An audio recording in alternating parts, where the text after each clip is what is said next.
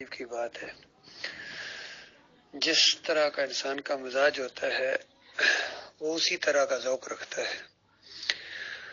اب دیکھیے، اگر ایک جگہ کسی گندگی پڑی ہوئی اور پاس ہی قریب کہیں پھول ہوں تو شہد کی مکھی جا کر پھول پر بیٹھے گی اور گندی مکھی جا کے گندگی پر بیٹھے گی۔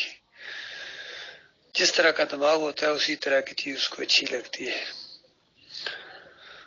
بالکل صحیح فرمایا اللہ تعالیٰ نے۔ مشرق کی ایک بڑی پہچان بتائی ہے، جب اذا ذکر اللہ وحدہ اشمئزت قلوب الذین لا یؤمنون بالآخرہ، جب اکیلے اللہ کا ذکر کیا جاتا ہے، توحید کا ذکر کیا جاتا ہے، اللہ کی وحدانیت کا ذکر کیا جاتا ہے، تو آپ دیکھتے ہیں کہ جن کے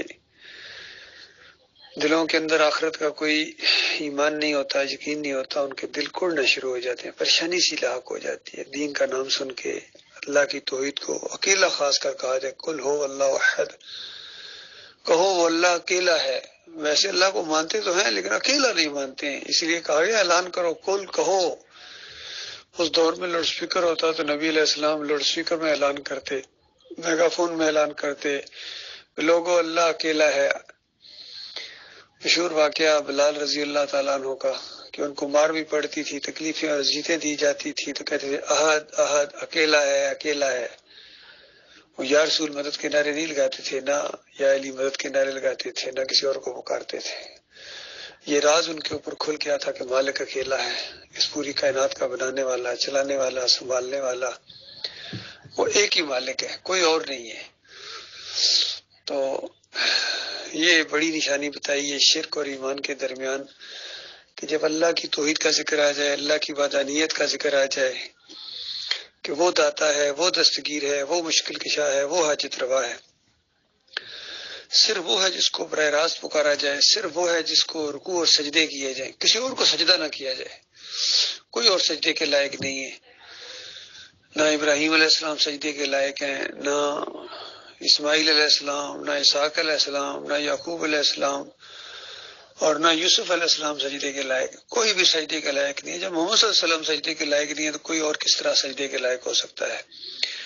یہ سارے جتنے مشرک ہیں دوسروں کو جو سجدہ ثابت کرتے ہیں، چاہے یہ طاہر القادری ہو، خادم رضوی ہو، محمد حنیف ہو، جو بھی اللہ کے علاوہ دوسروں کو سجدے کرتے ہیں، یا اپنے پیروں کو سجدے کریں، مزاروں اور مندروں کو سجدے کریں، بتوں کے سامنے سجدے کریں، بادشاہوں کے سامنے سجدے کریں، یہ خالص کافر ہے، اللہ کے انکاری۔ ان کے دل کوڑنا شروع ہو جاتے جب اللہ کی توحید کا ذکر کیا جائے۔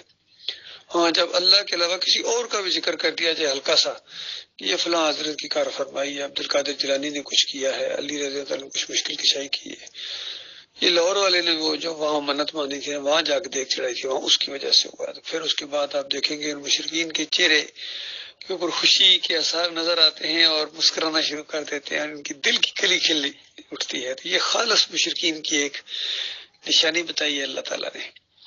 تو اصل میں انہوں نے اپنے مالک کے ساتھ غداری کی ہے۔ یہ وہ بدبخت ہیں جن کے گلوں میں طوق ہوں گے، جن کو ہمیشہ کی آگ کے اندر دھکیل دیا جائے گا۔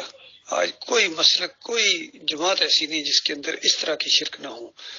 مختلف انداز ہیں ان کے، اپنے اپنے بریلویوں کے اپنے انداز ہیں، دیوبندیوں کے اپنے انداز ہیں، اہل حدیثوں کے اپنے بت ہیں، سلفیوں کے اپنے بت ہیں، ہر ایک کے اپنے بت ہیں جو کہیں نہ کہیں انہوں نے اپنے یہاں چھپائے ہوئے ہیں، اور موقع موقع سے ان کی بندگی کا انداز سامنے آتا ہے۔ بہرحال یہ سب سے بڑی بدبختی ہے انسانیت کی کہ جس مقصد کے لیے ان کو پیدا کیا گیا تھا وہ اب اس کی طرف یہ سوچنے کے لیے تیار نہیں ہے، بات ماننے کے لیے تیار نہیں، انتہائی ناگوار گزرتی ہیں توحید کی باتیں ان کو۔ بس وہی بات ہے بھائی، آپ کو ایک ہی بات ہے، کوئی اور بات بھی کیا کریں بھائی، کوئی اور بات کوئی نہیں ہے ہماری، اس کے علاوہ کوئی بات ہی کوئی نہیں ہے۔ وہ جو کسی نے کہا نا کہ یا تیرا تذکرہ کرے ہر شخص، یا کوئی مجھ سے گفتگو نہ کرے، بس صرف اللہ ہی کی باتیں ہوں، وہی سننے اور سنانے کو دل کرتا ہے، انہی سے ہمارا دل خوش ہوتا ہے، دل کی کلی خوش ہوتی ہے۔ ہمارے مالک کی باتیں کی کرے۔ نبی صلی اللہ علیہ وسلم کی محفل میں صحابہ کیوں خوش ہوتے تھے؟ وہاں اللہ کی باتیں ہوتی تھی، اللہ کی وحدانیت کی باتیں ہوتی تھی۔ اسی وجہ سے اللہ تعالیٰ نے بتایا کہ نبی تم روئے زمین کی دولت خرچ کرتے تب بھی تم ان کو اکٹھا نہیں کر سکتے تھے، ان کے دل نہیں جوڑ سکتے تھے، یہ میری محبت کی وجہ سے بیٹھے ہوئے ہیں، یہ میری محبت ہے جس سے ان کے دل جڑے ہوئے ہیں. الحب للہ والبغض للہ، اللہ کے لیے محبت اور اللہ کے لیے دشمنی، یعنی آپس میں بھائی چارہ ان کا قائم ہو گیا تھا اللہ کی رضا کے لیے، اور اپنے قریبی لوگوں سے دشمنی ہو گئی تھی اللہ کی وجہ سے. ایمان کے اوپر کوئی چیز نہیں ہے، ایمان خالص اصل ہے، جو اس کے مطابق ہے وہ ہمارا جگری دوست ہے، وہ ہمارا بھائی ہے. اور اگر یہ چیز نہیں ہے تو پھر اصلی بھائی بھی بھائی نہیں ہے، دل کے اندر سے اس کے لیے کوئی دلی دوستی کی وہ جذبات نہیں ابھرتے ہیں. اور جو غیر اللہ کے کہا جائے، دوسرے اللہ کے، فارس کے ہیں، حبش کے ہیں، کوئی ایران کے ہیں، آپس میں مل گئے ہیں اور بھائی بھائی بن گئے ہیں، محبت ان کی پیدا ہو گئی اللہ کی رضا کے لیے. اللہ تعالیٰ ایسی خوش نصیبوں میں شامل فرمائے.